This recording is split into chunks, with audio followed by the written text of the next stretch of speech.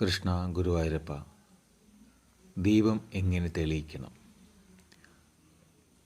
ദീപം 1, 2, 5, 7, 9 എന്നീ തിരികൾ ഉപയോഗിച്ചാണ് നമുക്ക് തെളിയിക്കേണ്ടത്.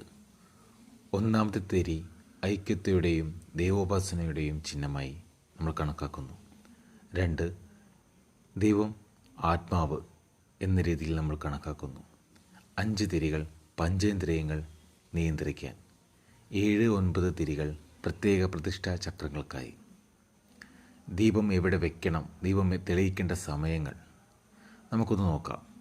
ഉഷസ്സുകാലം, അതായത് പ്രഭാതം, ചൈതസിക ഉണർവ്, വിജയം എന്നിവയ്ക്കായി നമുക്ക് ഉഷസ്സുകാലം പ്രഭാതത്തിൽ നമുക്ക് തെളിയിക്കാം.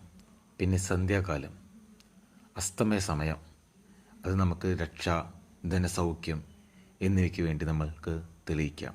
രാത്രിയിലോ അധികാലത്തോ ദീപം തെളിയിക്കുന്നത് ഭക്തിയോടുകൂടി ചെയ്യുകയാണെങ്കിൽ ഫലപ്രദം. പക്ഷേ ആചാരപരിധിയിലും ശുദ്ധിയിലും വേണം ഇത് കൃത്യമായി ശ്രദ്ധിച്ചു നമ്മൾ ചെയ്യാം. 4, ദീപം ചുറ്റേണ്ടത് എത്ര വട്ടം?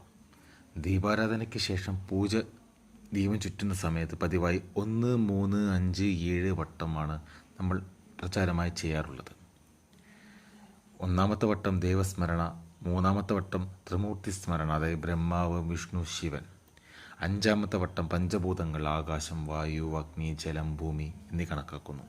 പിന്നെ 7, 9 വട്ടം മഹാജ്ഞാനങ്ങൾ, ഗുരുശക്തികൾ എന്നിവയ്ക്ക്. 5-ാമത്തത് ദീപം കിഴക്കു നിന്ന് കാണുമ്പോൾ, അതായത് നിങ്ങൾ ദീപം കിഴക്ക് നിന്ന് നോക്കിക്കാണുമ്പോൾ അത് ജ്ഞാനപ്രകാശം നിങ്ങളുടെ ജീവിതത്തിലേക്ക് എത്തുന്നതിൻ്റെ ചിഹ്നമായി കണക്കാക്കുന്നു. കിഴക്ക് സൂര്യൻ, ജ്ഞാനഗ്രഹണ ശക്തി, ആത്മബോധം. പിന്നെ ഇതിൽ ശ്രദ്ധിക്കേണ്ട കാര്യങ്ങൾ: ദീപം തിളങ്ങി കത്തുന്നുവെങ്കിൽ അത് ശുഭം, അലങ്കൃതമായി തെളിയിക്കണം. കാറ്റിൽ ശാന്തമാകുന്നത് അഗ്നിപതനം എന്നിവ ചെറിയ പ്രതിബന്ധങ്ങളുടെ സൂചന ആക്കാം. ഭക്തിയോടെ പ്രാർത്ഥന കൊണ്ട് അതിജീവിക്കാം. നന്ദി, നമസ്കാരം.